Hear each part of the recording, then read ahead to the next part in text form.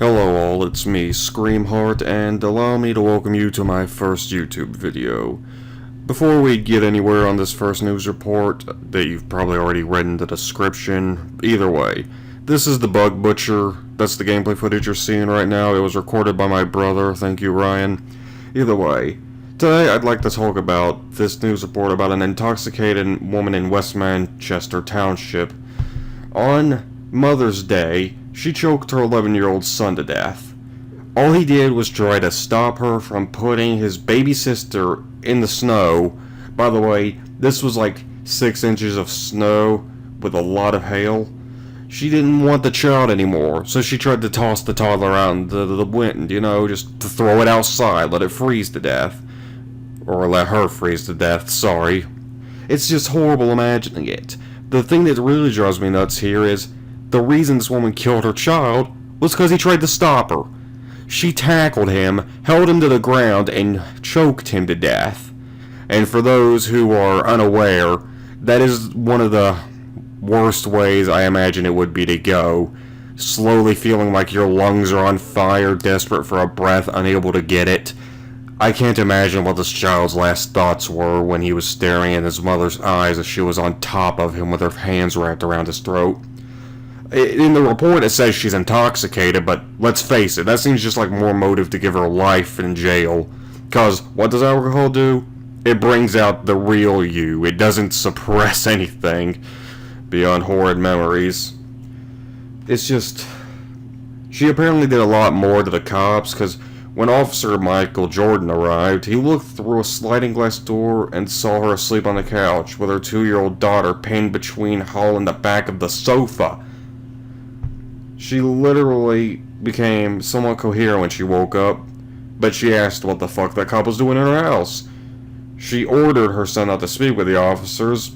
She continually screamed and cursed at Jordan to get out of her home. According to police, she was unsteady on her feet and fell backwards, narrowly missing falling on her 2-year-old daughter.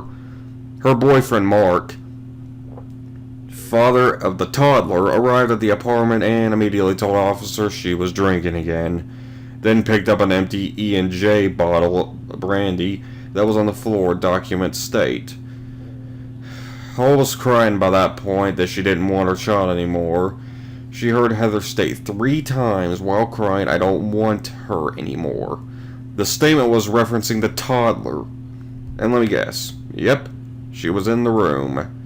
Heather was looking toward while making the statement, literally just staring at her daughter across the room, saying, "I don't want her anymore." Sure, she's very young and a toddler, and I doubt she understood it, but that's still something that, when said, will probably be repressed to the back of their mind to come out in future years. After a while, the officers learned that that her son didn't want her toddler anymore. Once the son figured that out and planned to put the toddler outside, it was 15 degrees Fahrenheit. It was 6 inches of snow on the ground. The boy literally, all he did was block the hallway. This is a little boy, by the way. He's probably only half this woman's size. I'm just reading my notes here, it's hard to imagine. I'm sorry, I get worked up. She grabbed him by the throat after tackling him until he couldn't breathe, leaving a red mark on his neck that was 3 inches long and a ½ inch wide. The reason I get worked up over this is cause I practically raised my little brother. Literally, our parents are never home working. As we speak right now, he'll be moving in with me soon. That's what it's like. I go into these reports trying to be open-minded, unbiased, but this seems open and shut. Just another drunk who killed her child, and I don't really know what to say beyond it's sad that we live in a world where that's common, and trying not to get choked up over this, but it drives me mad knowing that I have to share an existence. I'm not even in the same country as this woman. I'm all the way in Ireland, but I have to share this world with her. It's just this kind of thing that would get you death. If you did this 10 years ago, you wouldn't get anything. No one would take your case. The state-appointed juror, anything the defense attorney the state would give you, they wouldn't care. They wouldn't put their best foot forward. They would give minimal effort just to get a paycheck, because they know you're screwed. That's literally all that was like back then, but now everyone has to just get a life sentence. I know it seems mean and I sound like a... Yes, I know. Even I admit I'm a biased person on this one. That's not a good start for a first news report, is it? But I want this woman to not be alive anymore. I can't imagine she'd make it far in jail once they figured out what she did. Because let's face it, jail is a weird environment, but if they found out you were killing children, your own child, it's not good. I've only been in jail for 3 months at most in my entire life through various reasons and time spans. Most recent one was only a week long because I broke a fight up, but beyond the point. Let me get back to the news report. When the angry woman named Hall, the mother, came enraged when the officer handcuffed her, they say she resisted arrest and kicked Officer Christopher Mills in the left leg. He was not hurt but did stumble backwards. They had to drag Hall to the police car as she screamed and resisted arrest. Once inside the back of the cruiser, she repeatedly spit on the clear plastic security divider between the front and back seats. Kind of like something you'd see in taxis. Imagine just a window so the cops could look at you, but not really.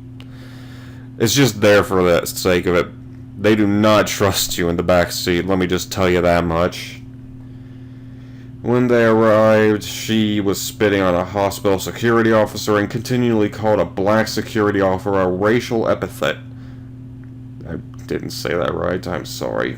Her behavior didn't improve inside the hospital. According to charging documents, which state she kicked and slammed the door of the commitment cell where she had been placed. Hall then spit a large amount of saliva into the mouth of Officer Mills. He had to receive treatment for possible disease transmission. Jesus Christ, this is horrible. It's all horrible. Like, I can put a picture of her right here on the screen. In fact, I will. But imagining this, it just fills me with rage.